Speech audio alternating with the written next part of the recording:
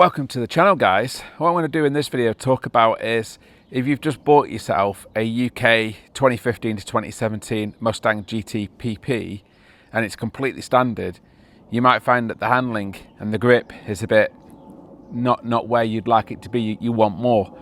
So in this video I'm going to tell you how to get more grip, how to get better handling, how to get better body control, just how to make the whole car have more feel, be more direct, be more responsive, and even more fun and capable on a UK road.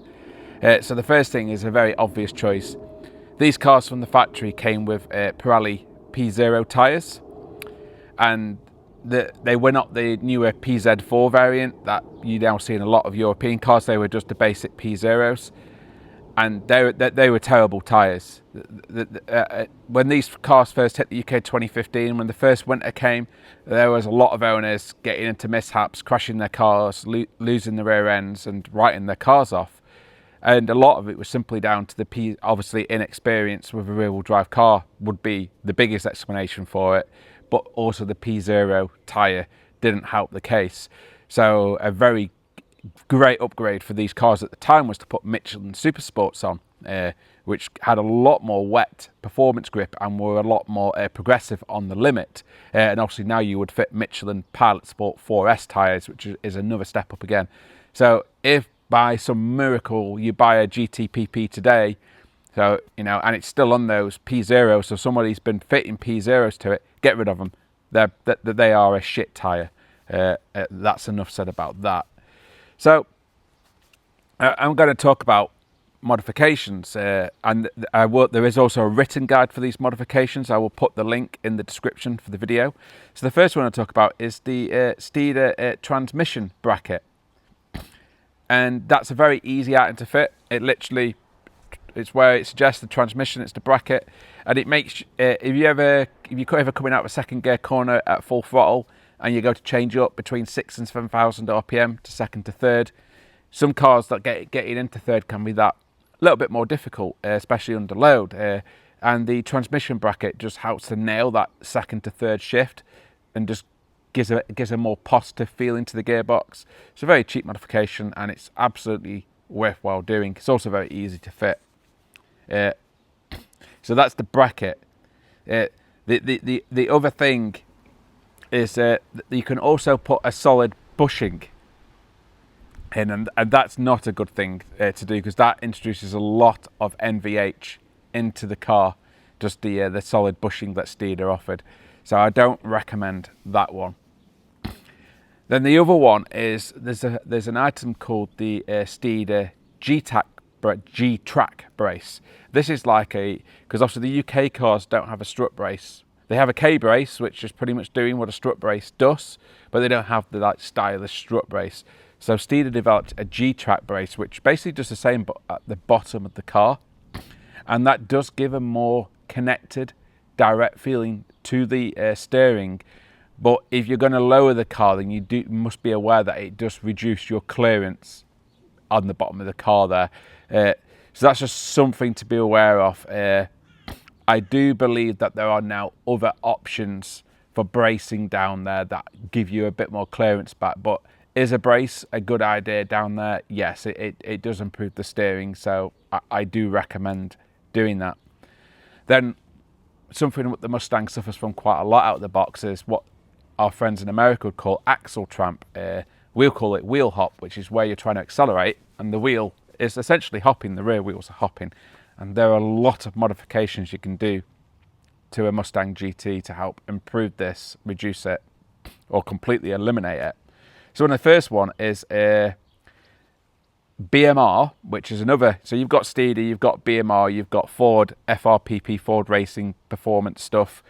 There are lots of stuff, but I really like the BMR vertical links. Now in the UK, because they salt our roads in the winter, you want to avoid at all costs the Dowrin solid ones, because what you'll get, I did fit these to my Mustang, and once I'd driven for several weeks on them through the winter, it sounded like an old boat creaking, and that was simply down to the Dowrin brush.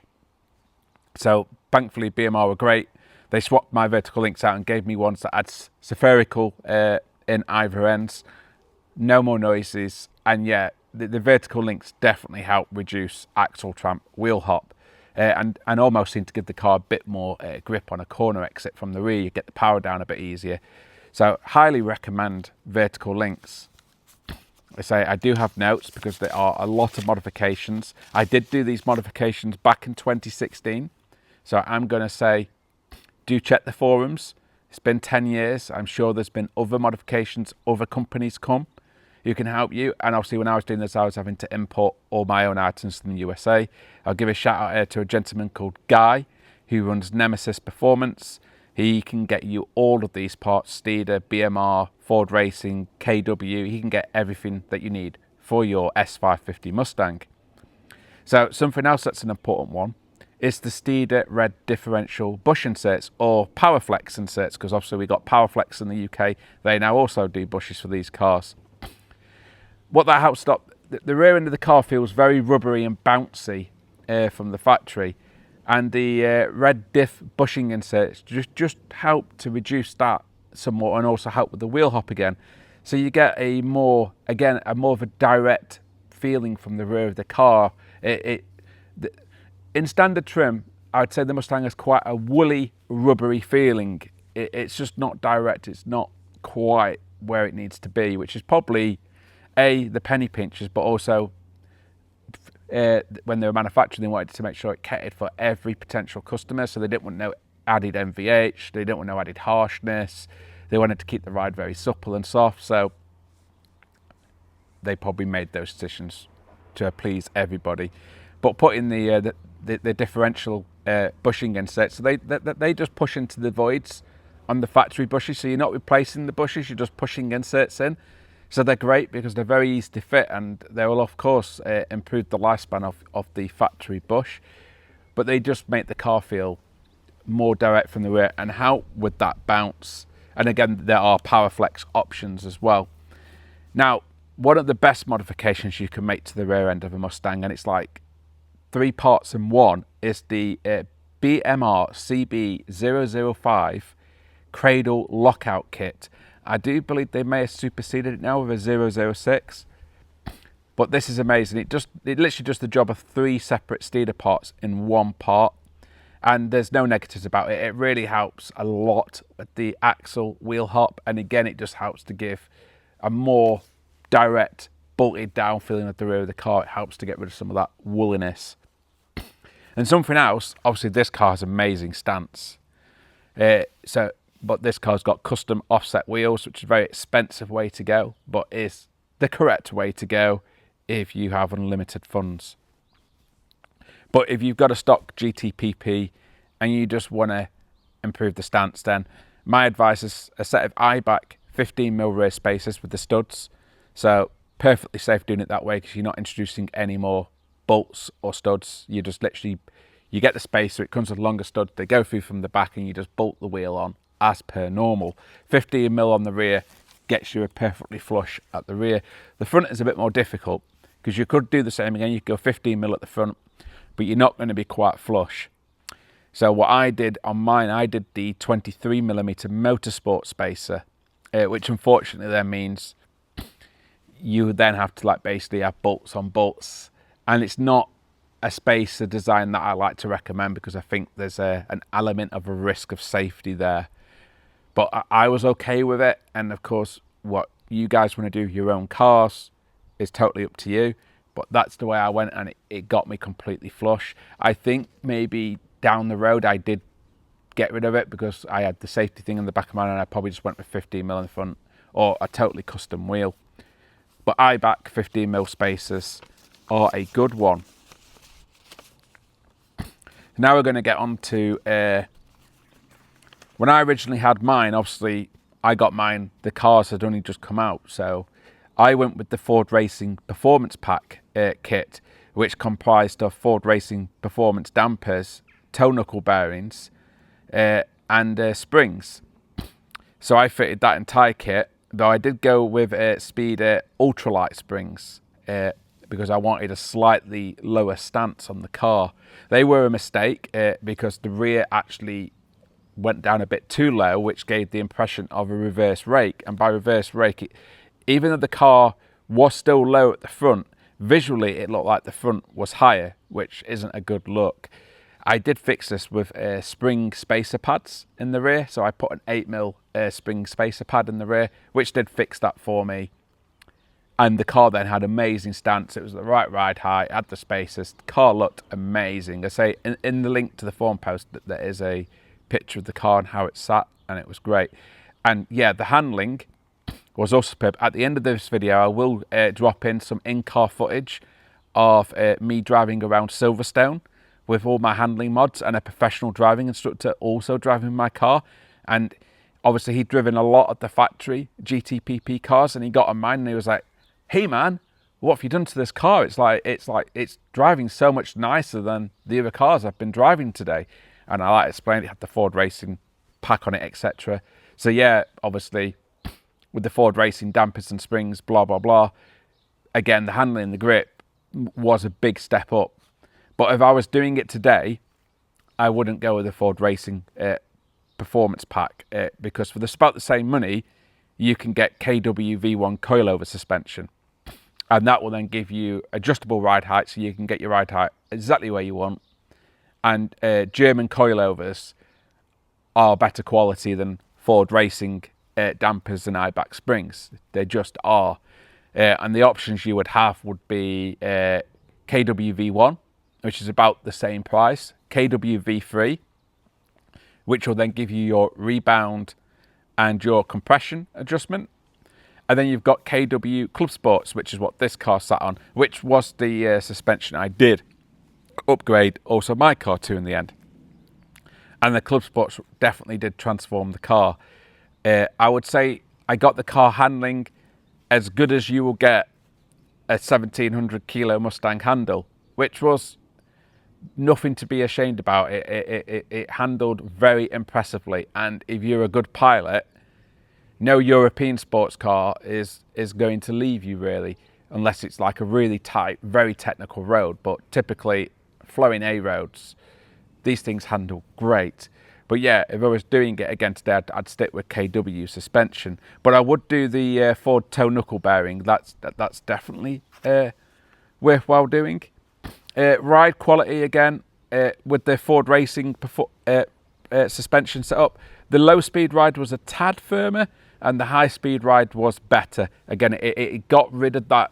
What Mustang these from the factory, they have that inherent bounce in the suspension, which when you're going along like an undulating road gets annoying because there's just not enough rebound in the factory dampers. And of course the Ford Racing kit really reduces that, but if you go the KWs, you eliminate it. So the KWs are superb. If you don't want to spend that kind of money and you just solely want to get the stance, so you just want the looks, you don't care about the performance, you're happy with the woolliness and the bounce of the drive because it's just a cruiser, you just love the V8 rumble and you just love cruising, but you want the stance, BMR do a set of springs that are perfect, and probably about $300 to $400. They'll get you the stance, they will improve the handling ever so slightly, but you'll get the stance that you want for not a lot of money.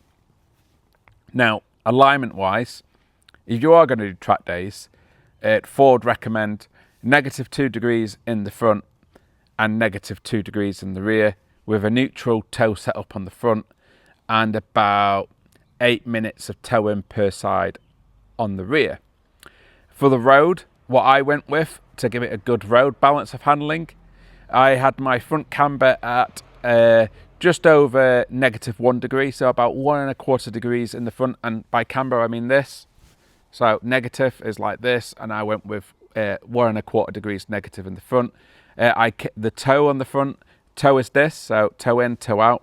I had 3 minutes toe in per side, so that gives you a nice stable straight ahead, relaxed drive when you're cruising on the highway, the motorway. So 3 minutes toe in on the front.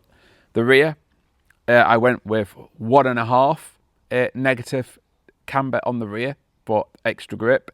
And for the toe in, I went with 13 minutes toe in per side. So that's giving you a lot more rear end grip, and the car's less likely to let go under power in the bends unless you do something a bit crazy.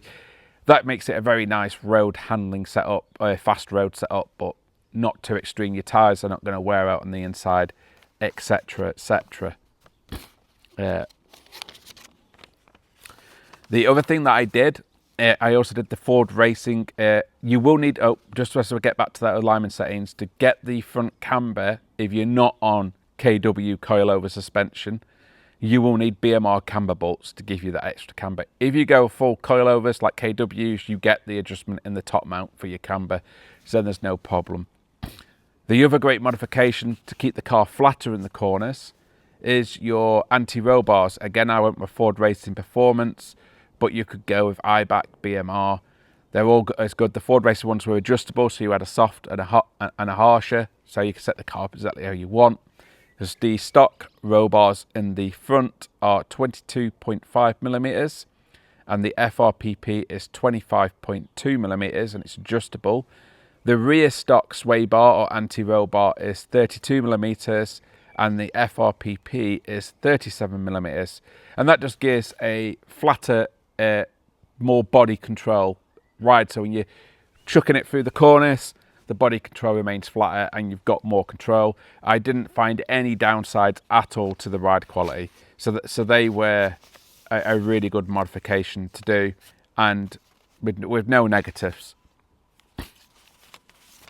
And so I did a bit of a summary here. So if you just want to get an improvement in the handling, but you don't want to go too crazy, you'd like a small improvement, reduce the bounce a bit, get the wheel hop under a bit of control, but get the stance, then you're talking about £1,000-ish, or like $1,300 to $1,500.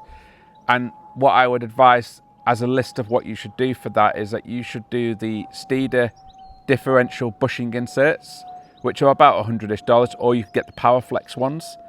Definitely do the BMR cradle lockout kit. That's about $250 to $300. BMR performance springs will give you the stance and the slight improvement handling. You do your 15mm, 23mm spacers. Get the alignment done. You'll have a better handling car, but the stance, it'll look amazing. But then what I consider the stage 2, which is more focused on the handling side of things. So that's basically all the stage 1 parts except the BMR springs. And then go coilovers. Get the KWs. If you don't want to be having to mess around with them, you just want out the box working, get the V1s. If you want some adjustment, get the V3s, so you got your rebounding compression, you can make it softer, you make it harsher. But if you want to go all out with the highest spring rates and the most body control possible, get the Club Sport kit. Again, Guy at Nemesis can sort out all of these parts. Get a underside brace for the car. It does make the front end that bit more positive. Get your anti-roll bars. Again, you get the FRPPs, you get IBACs, you get BMRs. It's an endless choice, guys. There's so much choice up there. The FRPP toe knuckle bearing is worth doing. And of course, as I said right at the start of the video, make sure you're wearing like a Michelin PS4S tyre or a Continental Sport 7 tyre. You will dramatically improve the handling of your car. I am going to come and pick up the camera. I say this car is extensively modified over and beyond because it's a full-on GT350 build. So let me grab that camera and I'll just give you a very quick walk around, but there will be a dedicated video for this car. So I said, this car has all the GT350 stuff on it from Ford. So it's even got the brakes and the hubs.